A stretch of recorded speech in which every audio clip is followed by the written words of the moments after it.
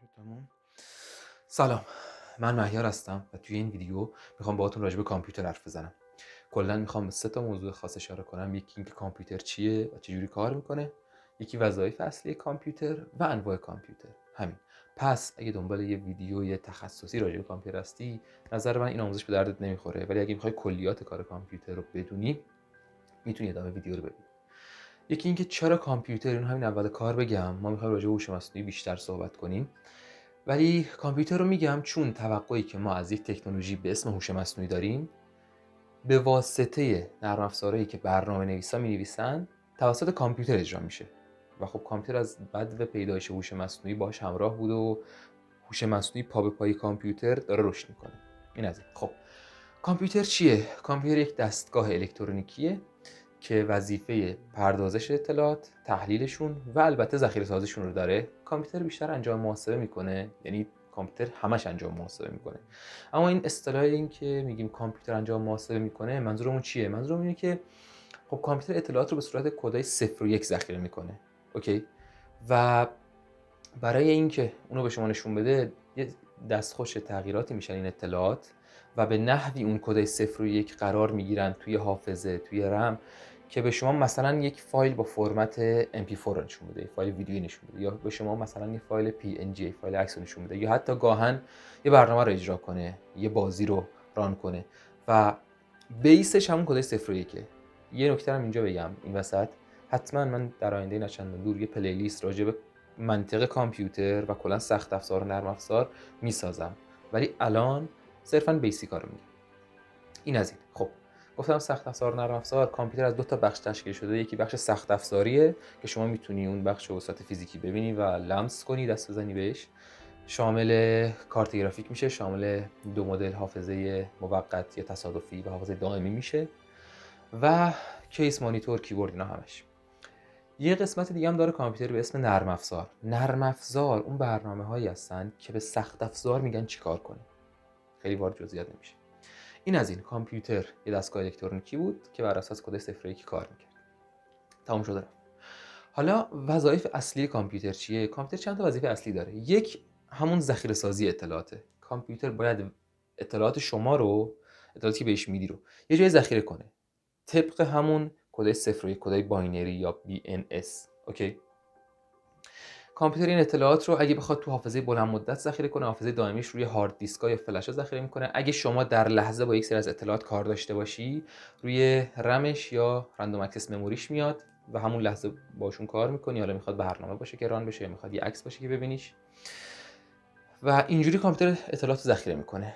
وظیفه بعدیش پردازش و تحلیل اطلاعات، یعنی اون اطلاعاتی رو که یه جا ذخیره کرد، روی هارد دیسک مثلا ذخیره کرد، بری سراغشون و مثلا عکس رو ادیت کنی یا عکس رو حتی ببینی همونجا. بعد پردازش کنه اون کد 0 و 1 و دیگه، اون کد 0 و 1 که هست و بعد به صورت یک فایل با فرمت عکس به شما نشون بده. اوکیه؟ پس اینجوری کار میکنه. اول یه جا ذخیره میکنه، بعد میره میخونتشون. بهتر اینجوری بگم، اول یه جا رایتشون میکنه، مینویستشون یه جایی از حافظه، و وقتی بهش نیاز داشتی، وقتی دوبار روش کلیک کردی خواستی بازش کنی، میره و ریدش میکنه. رید و رایت. خب اینم از این. وظیفه دوم کامپیوتر پردازش و تحلیل اطلاعات بود و داده ها که اشاره کردم. مورد سوم، کامپیوتر باید بتونه با بقیه دستگاه ها ارتباط بگیره، چه از طریق وای فای، چه از طریق پورتاش با یو اس بی مثلا به گوشی شما وصل، چه از طریق بلوتوث و بقیه تکنولوژیایی که داخلش قرار داده میشه. و هرچی کامپیوتر پیشرفت کنه، تکنولوژی‌ها بیشتر و بهتر و بهینه‌تر میشن. اینم از این. مورد بعدی، کامپیوتر باید برنامه اجرا کنه. یک سری نرم افزار هستن که برنامه نویسن نوشتنشون و کامپیوتر میاد اونا رو ران میکنه، اونا رو اجرا میکنه. و اون نرم افزارها اشاره کردم به سخت افزار میگن چیکار کنه. به سخت افزار میگن کدای 0 و 1 که داخلش ذخیره شده رو چه جوری روشون محاسبه انجام بده و چه جوری تحلیلشون کنه. به واسطه این کار شما مثلا یه بازی برات ران میشه، شما مثلا یه برنامه گرافیکی رو پخش میکنی، شما مثلا یه عکس رو باز میکنی. چندین بار مثالا رو زدم. پس توانایی اجرای نرم افزار، اجرای برنامه یکی دیگه است وظایف کامپیوتر. مورد بعدی، حسگرها و ورودی خروجی، دستگاه ورودی خروجی. حسگر مثل دوربین، مثل میکروفون، مثل دماسنج هایی که توی گوشی های اندرویدی پیشرفته هست و وقتی که گوشیتون زیادی داغ میشه میاد به شما آلارم میده که هی عمو بس کن، یا از من استفاده نکن، یا از برنامه‌ای میتونی استفاده کنی که مقدار فضای کمتری از رم اشغال میکنن و تک تک اینا همش حسگره. از طریق حسگر ما اطلاعات رو میگیریم، اطلاعات رو ذخیره میکنیم، پردازششون میکنیم و کاربرمون رو به اون هدفی که میخواد میرسونیم، یا اون خبری که میخواد ببینیم، اطلاعی که میخواد رو بهش میدیم. توی موقعی که میخوایم هوش مصنوعی رو تحلیل کنیم و اون ابتدای کار به یه مفهوم به اسم مدل سازی انبوه داده برمیخوریم. یعنی یک انبوه داده‌ای هست رو کامپیوتر ذخیره شده، ما میایم تحلیلشون میکنیم، مدل سازیشون میکنیم تا بتونیم ازشون اونجوری که میخوایم استفاده کنیم. پس این مفهوم خیلی به دردمون میخوره. حسگرها اطلاعات رو میگیرن، درسته؟ حسگر اطلاعات تو رو میگیره، پس حسگر به دردمون میخوره. دستگاه ورودی خروجی هم همینن، دستگاه ورودی هم اطلاعات میگیرن، دستگاه خروجی اطلاعات میدن. مثل چی؟ مثل پرینتر، اطلاعاتی که داری روی کاغذ چاپ میکنه. مثل بلندگو، مثل موس، مثل کیبورد، میکروفون. موس اطلاعات رو میگیره. چه اطلاعاتی میگیره؟ اونجایی که میخوای نشانگر موست باشه. و حالا تخصصی نمیخوام بشه بپردازم. این از این 5 تا وظیفه اصلی کامپیوتر بود. یه مورد دیگه میمونه، اونم انواع کامپیوتره. ما وقتی میگیم کامپیوتر بیشتر همون تو ذهنمون همون پی سی یا پرسونال کامپیوتر میاد که میتونه کامپیوتر دسکتاپ باشه، میتونه لپتاپ هم باشه که حالا لپتاپ قابل حمل یه سری مزیت‌ها و یه سری معایب نسبت به کامپیوتر دسکتاپ داره. اوکی. و یه مدل دیگه از کامپیوترهای قدرتمند یا همون سوپر کامپیوترن، ابر کامپیوترن بهشون میگن. این کامپیوترها برای انجام محاسبات خیلی دقیق جایی که لازم میشه استفاده میشن. کجا لازم میشه؟ مثلا توی ناسا میخوان یک موشک از روی زمین پرتاب کنن به رو مریخ. خب زمین داره به دور خودش و به دور خورشید میچرخه، مریخ هم داره به دور خودش و به دور خورشید میچرخه. این موشک خیلی مهمه که خیلی حالا فاکتور مهمی هست، من چند تا مثال میزنم.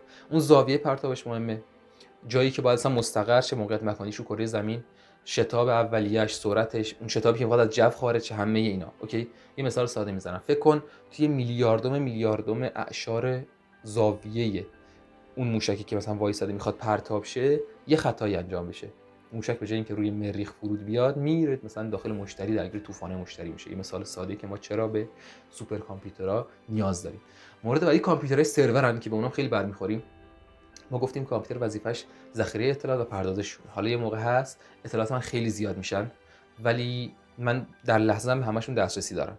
اینا میرن داخل یک سرورهای ذخیره میشن و هر بار که شما درخواست بزنی برایشون ارسال میشه. مثل اینه که شما یه هارد داری، یه هارد دیسک داری، مثلا روش فیلم و سریال ریختی. حالا فکر کن میخوای در این حالی که در اختیار خودته، در اختیار رفیقات هم باشه، در اختیار خواهر برادرت هم باشه. نمیشه این هاردو هی دست به دست کرد. اونا میخوان در لحظه همزمان با تو به اون دسترسی داشته باشن. پس بهتره که یک سروری باشه که بتونین همزمان همتون ازش دانلود کنین و یه سرور قوی که حجمش هم زیاد باشه. مثال سادهشو بخوام بزنم به جز این مثالی که زدم، شما توی گوشیاتون همتون توی وب سرچ میکنید. حالا اگه برای یه وب پیج خاص سرچ کنید، این وب پیج از طریق یک وب سروری میاد رو گوشی شما نمایش داده میشه. فکر کنم متوجه شدید. و نوع دیگه کامپیوتر دستگاه‌های هوش مصنوعی ان که خب ما جلوتر حالا ما جلوتر به اونا برمیخوریم و راجعشون صحبت میکنیم. این از این. خواستم خیلی ویدیو طولانی نشه، خوردم سریع صحبت کردم. چیز دیگه ای نمیمونه. اگه آدم خوش سلیقه‌ای هستی میتونی کانال ما رو ساب کنی.